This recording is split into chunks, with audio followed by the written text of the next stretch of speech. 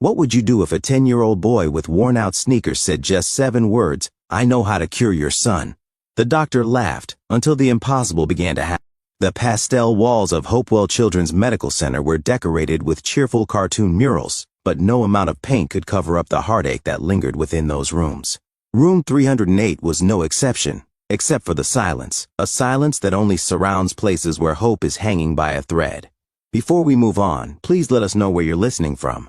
At the bedside stood Dr. Michael Carter, his shoulders heavy, eyes bloodshot behind his glasses.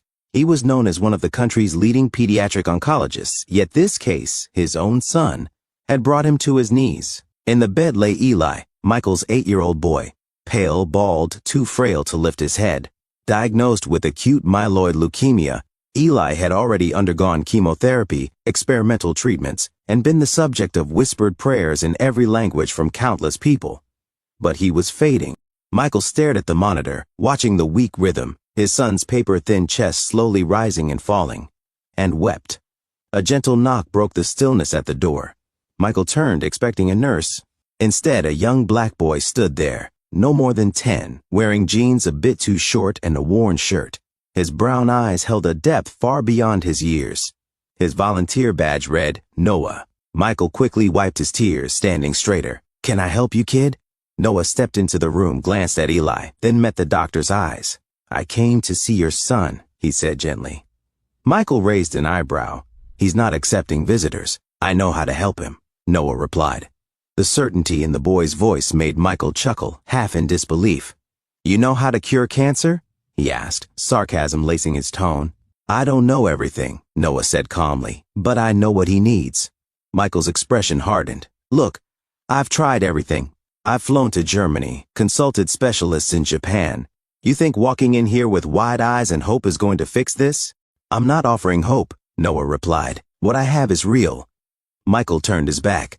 "Please leave." But Noah didn't budge. He slowly walked over to Eli's bed, as if he'd done it 100 times before. "What do you think you're doing?" Michael asked, stepping forward. "He's scared," Noah said, not looking away from Eli. "Not just of dying. He's afraid of you seeing him like this." Michael froze. Noah gently took Eli's fragile hand. "I was sick too," he whispered. "Worse than him. I didn't speak for a whole year. They thought I had brain damage, but really, I saw something I couldn't explain." Michael folded his arms. "What did you see?" Noah looked up, eyes soft, light, and something behind it. It didn't speak with words, but with feeling. It told me I had to come back, that I wasn't finished yet. That I had to help him. Michael stared, unsure whether to feel anger or awe. "You think this is a game?" he snapped. "You think this is what my son needs, some fantasy story?" Noah didn't react. He simply closed his eyes and whispered something inaudible. Eli stirred. For the first time in days, his small hand moved. "Eli?" Michael said, rushing forward. Noah whispered again and gently touched Eli's forehead. The boy's eyes fluttered open. "Daddy," Eli croaked. Michael nearly collapsed. "Eli, can you hear me?" The boy nodded faintly. Michael looked at Noah, his voice trembling. What did you do?" "I reminded him why he still matters here," Noah answered. "But it's up to him to believe it." Michael shook his head. "You're a child, a volunteer. You're not a doctor." "I'm more than that," Noah said softly. "Ask Nurse Teresa. She knows." Before Michael could respond, Noah turned and left. When Michael asked the nurses who had let the boy in, one looked puzzled. "No one," she said. "Noah hasn't volunteered here in over a year. He moved out of state, beat a rare neurological condition. They called it a miracle." Michael stood in the hallway, stunned. Back in room 308, Eli was sitting up, asking for juice. The next morning, the room was filled with quiet awe. Eli wasn't cured, not completely, but he was awake, alert, and smiling. He even laughed at a nurse's joke and asked his dad to hold his hand, just like he used to when thunderstorms scared him. Dr. Michael Carter was lost for words. He'd reviewed every chart, medication, and test from the night before. Nothing had changed, no new treatments, no last-minute miracle drug. Yet Eli had turned a corner, and Michael couldn't get that boy out of his mind. That boy, Noah, the 10-year-old who had whispered something no one else could hear, touched Eli's forehead and turned their world upside down. Michael sat down with Nurse Teresa, his voice low. "Tell me about Noah." "Why?" she asked. "Because he was in my son's room yesterday, said he could help him. I thought it was just a kind gesture, but now..." I don't know. Teresa set her clipboard down slowly. Noah came here when he was 4, couldn't speak, couldn't walk, no diagnosis. He was in a coma for 7 months. We called him our sleeping angel. Michael leaned forward. They said it was neurological, some rare viral inflammation. But nothing helped. Then during a lightning storm one night, he just woke up. Michael blinked. He sat up and said one word, light. From that day, he got better. It was like his body remembered how to heal itself. The doctors couldn't explain it, but his mom believed something greater happened. Michael swallowed. She said when he was unconscious, she stayed with him daily, praying. Then one day she felt something in the room, warm, peaceful, like someone had stepped in from another world. The next morning, Noah woke up. Teresa paused. She said he was different after that, sensitive, aware of things others couldn't feel. He started asking to visit sick kids. He'd sit with them, hold their hands, and sometimes things happened.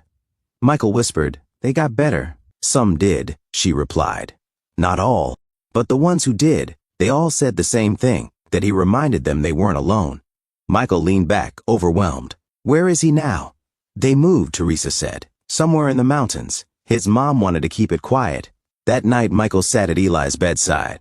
"Do you remember the boy from yesterday?" he asked. Eli nodded. "He told me something before he left."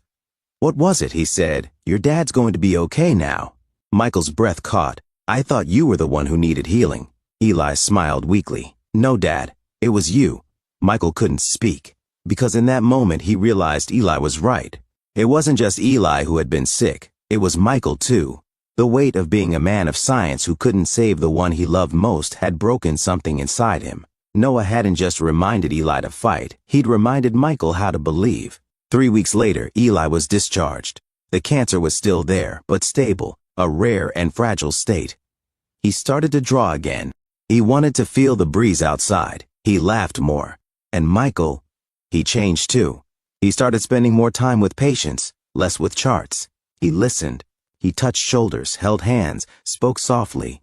And eventually, he started something new. Something in Eli's honor. A foundation called the Noah Project, focused on holistic healing, emotional therapy, and presence. One summer, a letter arrived with no return address. Inside was a photo. Noah, now older, smiling on a hillside with a small lamb in his arms. On the back, a note was taped. Healing doesn't always mean curing. Sometimes it just means remembering why you're still alive. Michael framed the photo and placed it next to one of Eli holding a stethoscope. Today, Eli is in remission, and Dr. Michael Carter, the once hardened skeptic, now tells every new parent who walks into his office the same thing. Medicine may heal the body, but love, connection, and belief, they awaken the soul. Do you believe some people are sent into our lives not to cure us, but to remind us why we should keep fighting? Please let us know your honest thoughts and opinions in the comments below, and thank you for listening to Storyline Narratives.